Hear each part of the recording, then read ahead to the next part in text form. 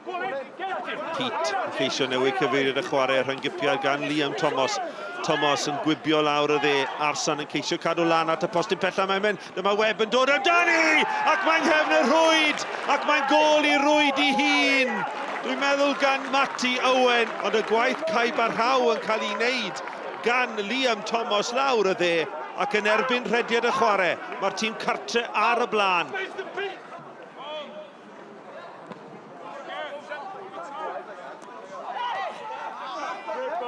Bowen yn gwneud yn dda gyda'r bas ymlaen at Webb. Webb yn defnyddio ei gyflymdra a'i gryfder mewn y cwr Cosby. Mae'n croesi'n hytrach na seithi. Bowen! O, taran o ergyd gan Luke Bowen yn dyblu mantais Caerfyrddin ar drothwy'r hanner. Gath y Derwyddon ddim ar gyhoeddi a Luke Bowen oedd yno ar ei drod chwith. Taran o ergyd. Mae'r bêl yn cael ei tharo ymlaen. Tyrol Webb yn gryf ac yn gyhyrog mewn i'r cwr Cosby yn mynd i'r llawr, yn ergydio ac yn taro'r postyn. Tyrol Webb i'r tîm cartre dyfal barhad ganddo fe yn cwrso'r bêl lawr y ca, yn defnyddio ei gryfder yn troi yn gelfydd. Simpson tu fewn at Davies. Davies pas fer at Mwdimu. Mwdimu o bellter. O, mae'n gwyro, mae'n nghefn y rwyd. Alec Mwdimu yn taroi o 10 llath ar 20.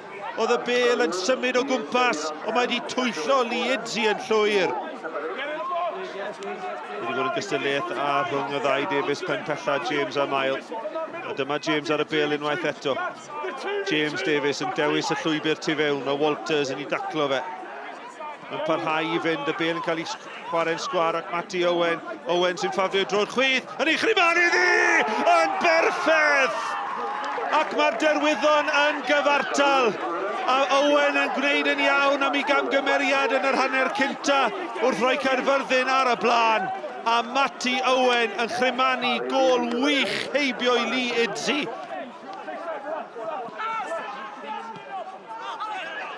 Simpson. O, na chi basgan. Mwdimu! Mae James Davies! Yno gynta! Ac mae di ennill y 3 phwynt i'r Derwyddon. 2 gol mewn 2 funud. Ac wedi bod 2 i ddim lawr. Maen nhw bellach 2 i 2 ar y blaen. Ar y wain dew, diweddglo dramatic.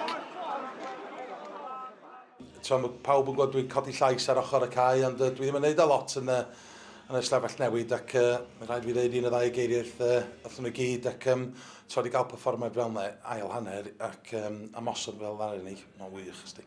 Neil, that's the second time you've surrendered a 2-0 lead at home, this time losing the game. That must be a difficult one to take today. Yeah, well, any loss is a difficult one to take, but obviously with the circumstance today, having gotten ourselves into a really good position at half-time, to lose the game is bitterly disappointing. So dwi'n just proud o bechgyn heddiw. Mae'n dangos, does na ddim byd yn bod efo'r clwb, ni just angen dipyn bach o lwc, dipyn bach o symud ymlaen, a di cael ei wneud y lwc y hun, ac dyn ni wedi wneud hwnna heddiw. But you look forward, and it's landed no away next week, and that's a big one. Yeah, absolutely. You know that they're down there with us at the moment, so it's a big game. You know, we had the chance today to take a bit of pressure off ourselves. We didn't take it, which now means we need to go up there next week and perform and get a positive result. Bêl ffantastig yna wrth Alec Mwdimu trwyddo i chi. Siaradwch ni drwyddo'r gol nath ennill y gêm? Wel, fel chi wedi dweud, bêl da gan Alec, a wel, o'n i ddim yn meddwl lot amdano, just tywio fo fewn i'r... A oedd y gol geidwad yn dod tuag ato fi, a ni wedi gweld y gap, a dyna be ni'n mynd am. Ie, fo oedd neis i sgorio goliau, a dyna lle, a y peth fwyaf pwysig ddo ydy'r 3 pwynt. A mae'n rhaid i ni dal ati a gobeithio cael 3 pwynt arall wythnos nesaf. Buddigoliaeth cyntaf chi oedd y cartre y tymor hwn, a chyfle i dyblu hynny falle wythnos nesaf yn Llanelli? Ie, mae'n mynd i bod yn gêm anodd, cos ar ei Llanelli dod o 2 gol lawr yn ebyn ni yn lle ni. So, mae un dyn ni eisiau sorti allan, we owe them one. Ond ti'n mynd cael, os ydych chi ddim yn chwarae digon da, mae Llanelli wedi dangos, mae gen un o 2 chwaraewyr sy'n medru newid gemec. Mae rhaid i bechgyn ni troi fyny yn meddwl a fe pennau nhw'n iawn i cael canlyniad canlyniad da yna, ac ti'n fel i dweud, un edrych i mlaen eto, bydd o'n trip yn eis at Derwyddon, a gobeithio ni'n cael un wythnos nesaf, ond un gêm ar y funud.